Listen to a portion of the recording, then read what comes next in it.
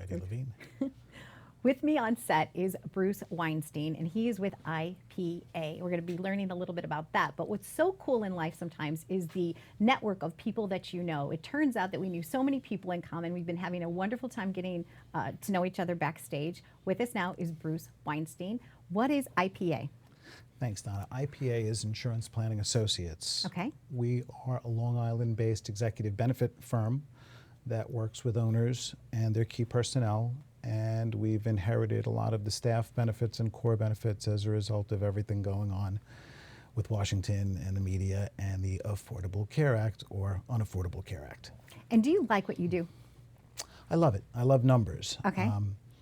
Having the opportunity to speak with a CFO and watch the lights come on as to creating a path to better the benefit package for staff, which then opens the door to do things for the owners and executives, is very rewarding. And what are some of the executive plans that you have? What are some of the benefits to executives of working with you? Executives come in many flavors, but they all have one common desire: tax efficiency. Okay. How do I put away as much as possible, and how do I take it out tax efficiently in the end?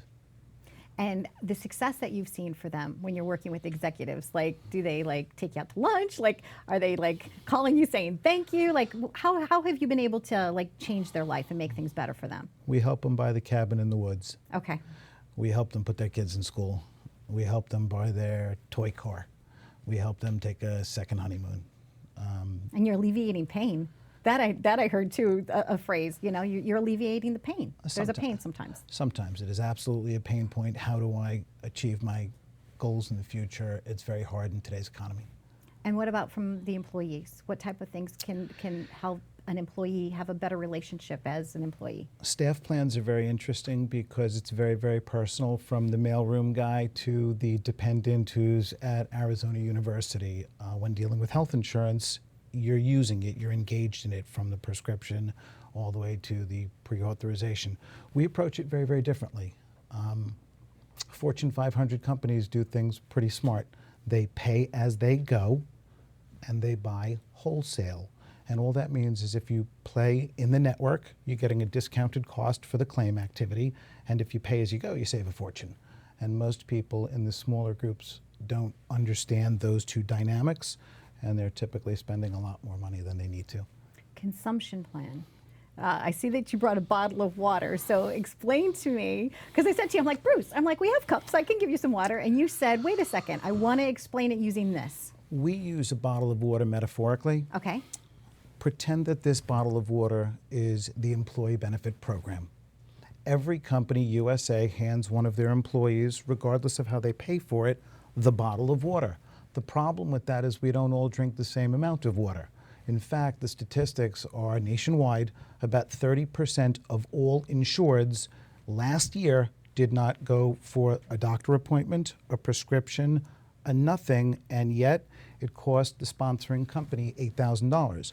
So we encourage companies to give the employee this bottle sans the water, no water, Okay. but an entitlement to the water, hence the term consumption plan. By doing that, they're spending, instead of $8,000, $6,000. Big delta, big difference. If the employee needs the benefit, they have access to that water. And the nice thing about it is that water is a $1 benefit instead of a copay or a deductible. Okay. So most employees fall well under the $2,000 threshold in that example, meaning they have no out-of-pocket cost whatsoever. They love the plan. The CFO really loves the plan. And then it opens the door for us to do an executive benefit with the savings or the efficiency and point that towards the owners, the executive, the key personnel. How did you discover this niche, Bruce, at IPA? How did you discover that, like you said, you love numbers? How did you kind of work it so that you create something of value for the people that work with you? We looked at what the Fortune 500 companies were doing, and they're all self-insured. The micro market is nervous in that space. They don't want the risk. So by doing a consumption approach with a high deductible plan that everybody's heard about but doesn't quite know how to use, you're getting the benefit of the self-insured approach with none of the risk. You can engineer your maximum exposure, and what we do is reverse engineer it back to what the cost would have been, assuming in my example the $8,000 cost. How often do you recommend that employers kind of relook at their packages? Is it once a year? In today's climate, It's a one-night stand every Okay. year. Every year. Every year, Okay, absolutely. because there's new things. And I guess you spend a lot of time researching all the things to be able to bring them to your clients. Like you keep up on things, you're well read. We're very, very plugged in, but Okay. the answer is 10 out of 10 times. Why prepay for claims that may not occur? Wouldn't you be better suited paying as you go? At least then you have the opportunity to save some dollars and create a better benefit environment for your staff. Excellent. What are some things that I didn't ask you about? Because it seems like you just provided a lot of great information. We're doing a lot of push-ups in the staff plans just because there are more bodies, more people there. Okay. But our passion is helping executives create environments that really recruit and retain the non-family owners. When you have a rock star employee, the first thing that you do as a family member is go, Joe is going to go hang a slate across the street, become my competition, or get poached away. So we love doing what's known as golden handcuffs. Okay. And there are strategies that allow a company to lock in an employee if and when they stay and give them a pot of gold at the end of the rainbow. Because if you have a superstar employee who is responsible for a lot of revenue to your firm, you don't want them to leave and you want them to be thrilled. Right. Give them a thank you and a vested interest in order to stay and be part of the team. Keep a big carrot in front of them. Yeah, love loyalty. You know, Absolutely. and that builds loyalty. So what you're really doing is you're helping an efficiency for business owners. You're helping the employees be happier, and overall things are costing less, and people are only using what they need when they need it. We are a primary care physician to the economics of a company. They're spending the dollars anyway. We try and create the efficiencies that get the result that they're looking for. How fun is that? Now, how can somebody engage with you? Do you set up appointments? Do you do a look-see? They Like, can how does reach it work? us. They can reach us on the web. Okay. IPA18.com.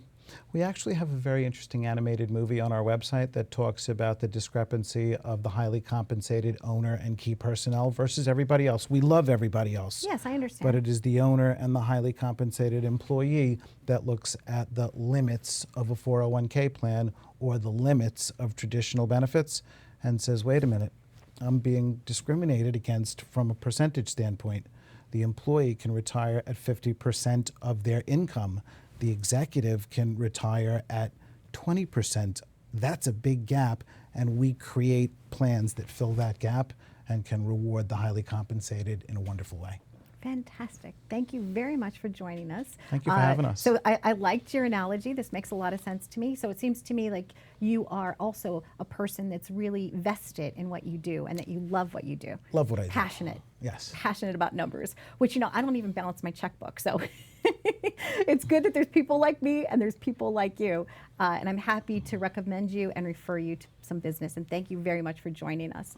Donna, thank you very much. Stay tuned for more on Live It Up. If you're somebody like me that doesn't like numbers, go to Bruce because he loves them. Did you hear what he said? He loves helping you crunch the numbers. All right, stay tuned for more on Live It Up.